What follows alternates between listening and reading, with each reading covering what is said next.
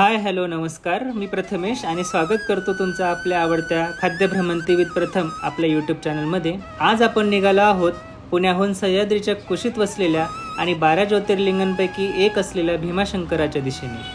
हा प्रवास फक्त एक मंदिराचा नाही, तर निसर्ग, धुकं, पाऊस आणि हिरवाईने भरलेला अविस्मरणीय अनुभव आहे. रस्त्याला लागण्याअगोदर पोटात काहीतरी टाकून घ्यावं म्हटलं आणि आम्ही एका ठिकाणी थांबलो आणि पोटभर नाश्ता केला आणि मग तेथून पुढे निघालो. पहाटेची वेळ, शहर अजून पूर्णपणे जागं झालेलं नाही. रस्त्यावरची गर्दी कमी आहे आणि वातावरणात एक वेगळाच उत्साह आहे. पुण्याची गजबज हळूहळू मागे पडत चालली होती आणि समोर सुरू झाला हिरवाईचा प्रवास. गाडी भीमाशंकराच्या दिशेने धावत आहे आणि शहर मागे पडत चाललं आहे. हळूहळू कॉन्क्रीटची जंगलं संपून हिरव्यागार निसर्गाची सुरुवात होते. रस्त्याच्या दोन्ही बाजूंना डोंगर रांग दिसायला लागतात आणि सह्याद्रीचं खरं सौंदर्य अनुभवायला मिळतं. रस्त्याच्या दोन्ही बाजूंना दिसणारी झाडं, थंड वारा आणि ढगांनी भरलेलं आभाळ वातावरणात वेगळीच ऊर्जा जाणवत होती. पावसाळ्यात हा मार्ग म्हणजे स्वर्गच. रस्त्यात अधूनमधून पडणाऱ्या पावसाच्या सरी, गाडीच्या काचांवरून वाहणारे पाण्याचे थेंब आणि मागे सुरू असलेलं आवडतं संगीत. अशा क्षणांमध्ये प्रवास फक्त प्रवास राहत नाही, ती एक आठवण बनते. थंडगार वारा चेहऱ्यावर येतो आणि प्रत्येक क्षण मनात साठवून ठेवावा असं वाटतं. जसं जसं आपण घाटाच्या दिशेने पुढे जातो तसं तसं दाट धुकं आपलं स्वागत करतं. काही ठिकाणी तर समोरचा रस्ताही नीट दिसत नाही. ढग अक्षरशः रस्त्याला स्पर्श करत असल्याचा भास होतो. डोंगरांच्या कुशीतून वाहणारं हे धुकं आणि त्यामागे लपलेले निसर्गाचे नजारे कॅमेऱ्यात कैद करण्याचा मोह आवरत नाही. चला तर मग मी ह्या व्हिडिओमधून भीमाशंकर ज्योतिर्लिंगाचे दर्शन आणि त्याविषयी माहिती सांगतो. त्यासाठी व्हिडिओ शेवटपर्यंत नक्की बघा. महाराष्ट्राच्या सह्याद्री पर्वतरांगांमध्ये स्थापित भीमाशंकर ज्योतिर्लिंग भगवान शिवाला समर्पित एक अद्भुत आणि अलौकिक मंदिर आहे. हे ज्योतिर्लिंग पुण्यापासून 120 किलोमीटर अंतरावर दुर्गम क्षेत्रात आहे. हे 12 ज्योतिर्लिंगांमधून 6व्या क्रमांकाचे ज्योतिर्लिंग आहे. शिवाजी महाराजांनी देखील त्यांच्या कालखंडात याला अधिक विकसित केले. मंदिराच्या परिसरात बरेच असे छोटे मोठे पौराणिक मंदिरे आहेत. पुढे मराठा काळात नाना फडणवीस यांनी मंदिराच्या काही भागांचे जीर्णोद्धार केले. मंदिरात पेशवेकालीन घंटा आणि शिल्पकला पाहायला मिळते. भीमाशंकर हे केवळ धार्मिक स्थळ नसून ट्रेकिंग, निसर्ग भ्रमंती आणि अध्यात्म यांचा सुंदर संगम आहे. तर तुम्ही इथपर्यंत कसे पोहोचाल?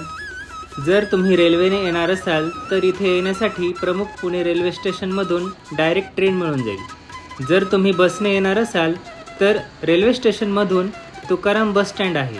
तेथून तुम्ही पुण्याच्या मेन बस स्टँड शिवाजीनगर बस स्टँडला येऊन तुम्ही इथपर्यंत येऊ शकतात.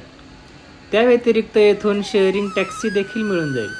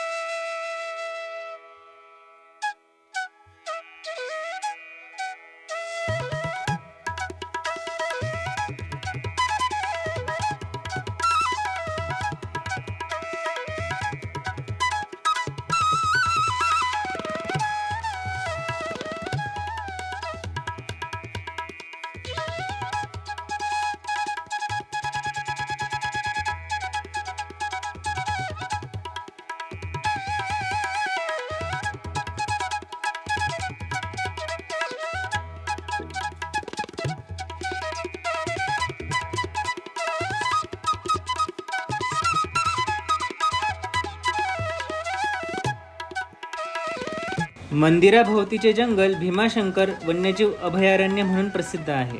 रस्त्याच्या कडेला दिसणारी हिरवीगार भातशेती, चिखलात काम करणारे शेतकरी आणि बैल, लहान घरं आणि पावसाने नटलेलं ग्रामीण जीवन, हे सगळं पाहताना शहराचा गोंधळ पूर्णपणे विसरून जायला होतं. पावसाच्या सरींमध्ये डोलणारी भाताची रोपं पाहताना मनाला एक वेगळीच शांतता मिळते.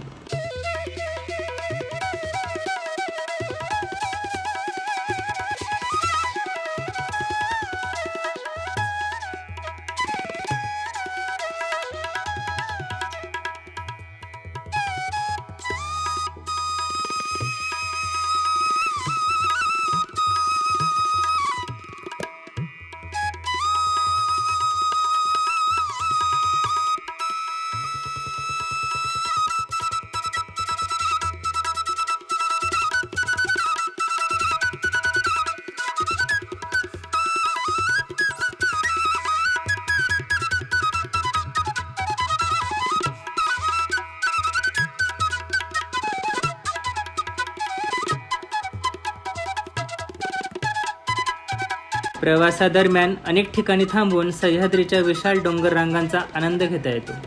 हिरव्यागार टेकड्या, छोट्या धबधब्यांचे प्रवाह आणि ढगांनी झाकलेली शिखरं हे दृश्य शब्दात सांगणं कठीण आहे. प्रत्येक वळणावर निसर्गाचं नवीन रूप पाहायला मिळतं.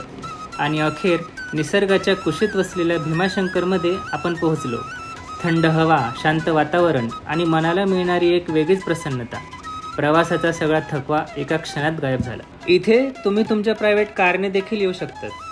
तुम्ही बघू शकता त्यासाठी भीमाशंकर मंदिराच्या 3 किलोमीटर आधी पार्किंगची व्यवस्था करण्यात आलेली आहे. इथे तुम्हाला तुमची गाडी पार्क करून पुढे बसने जावे लागेल. डोंगर, दऱ्या, हिरवळ असा सुंदर आणि मनोहारी प्रवास करून आम्ही भीमाशंकर येथे पोहोचलो. आम्ही ज्यावेळी भीमाशंकर येथे पोहोचलो तेथे प्रचंड प्रमाणात पाऊस होता.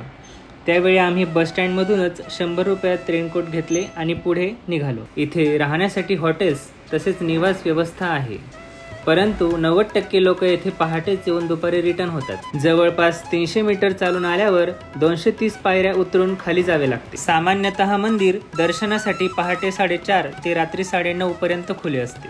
पुराणानुसार भीम नावाचा एक राक्षस देव, ऋषी आणि भक्तांना त्रास देत होता. त्याच्या अत्याचारापासून मुक्त करण्यासाठी भगवान शिव प्रकट झाले आणि त्यांनी भीमाचा वध केला. त्यावेळी शिवांनी येथे ज्योतिर्लिंगाच्या स्वरूपात वास्तव्य केले, म्हणून या स्थानाला भीमाशंकर असे नाव पडले. तसेच दुसरी अशी प्रमुख मान्यता आहे की भीम नावाच्या राक्षसाचा वध केल्यानंतर भगवान शिवाच्या घामातून भीमा नदी निर्माण झाली आणि म्हणूनच त्याला भीमाशंकर असे नाव पडले. भीमा नदीचा उगम येथूनच झालेला आहे आणि ती दक्षिण पश्चिम दिशेला वाहते आणि पुढे कृष्णा नदीला जाऊन मिळते. पुढे हीच नदी पंढरपुरात चंद्रभागा नावाने ओळखली जाते. हे स्थान पंचमहाभूत देवस्थान आहे. ब्रह्मा, विष्णू, महेश, सूर्य आणि चंद्र. भीमाशंकर येथे प्रचंड प्रमाणात पाऊस असल्यामुळे आणि तसेच मंदिर आणि मंदिराच्या आवारात व्हिडिओ शूटिंगला मनाई असल्यामुळे मी काही जे थोड्याफार प्रमाणात शूटिंग केलेले आहे ती तुमच्यासमोर सादर केली आहे. येथील फेमस प्रसाद खाडी पेढा नक्की तुम्ही ट्राय करा. ह्या मंदिराची निर्मिती 13व्या शतकात झाली.